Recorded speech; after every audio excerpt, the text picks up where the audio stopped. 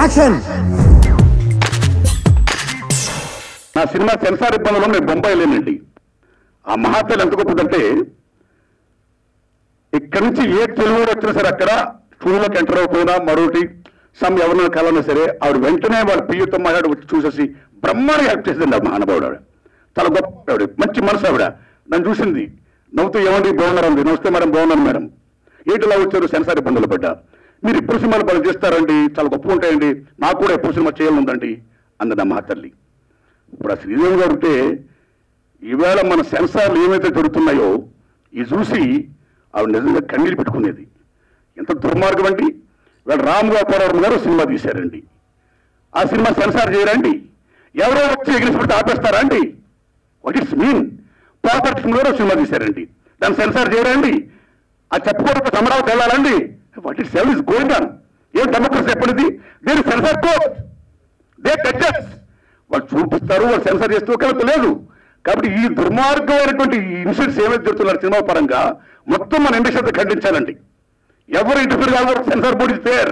వాటితో రియాక్ట్ చేయాలో చూడకూడదు. ఇలా నిర్మాతలు ఇబ్బంది పడితే ఎలా చెప్పండి? ఎన్టీ రామారావు గారి మీద మండలాధీశుడు తీస్తే రామారావు గారు ఇలా తీశారండి మీ గురించి, ఎలాగంటే అలాగంటే తెలుగు బ్రహ్మారావు గారు మా గురించి గొప్పగా చెప్పినా చూస్తారు, మనం తిట్టినా చూస్తారు, ఆల్ ది బెస్ట్. అది ఆయన సంస్కారం, that is NTR.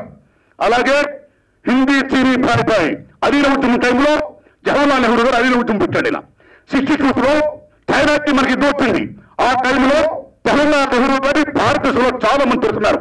RK Narayan, great journalist, cartoonist, great cartoonist. ఆయన నెహ్రూ గారిని, ఆయన అలీని విధానాన్ని, విదేశాంగ విధానాన్ని మొత్తం తూర్పారబెడుతూ మొత్తం కార్టూన్లు ఇస్తే మొత్తం అందరూ ఆయన ఆర్కే నారాయణ తిడుతుంటే జవహర్లాల్ నెహ్రూ గారు అందరూ నోరు మూయించి ఆర్కే నారాయణ గారి కార్టూన్ చూసి మిస్టర్ దేర్ అధికార పక్షం and there is opposition, but దీని కళాకారులు, దీని రచయితలు, దీని ఆర్టిస్టులు వీరందరూ కూడా ప్రజల పక్షం, మనం వాళ్ళు వినాలి, వాళ్ళు గౌరవించాలి అన్నాడు. అది that is the greatest of Jawaharlal Nehru and NTR. ఇప్పుడేంటండి మనం సినిమా చేస్తాం, సెన్సార్ ఆగుతారమా? అమరావతిలో ఒక ఎక్స్ప్రెషన్ చెప్పడాలా?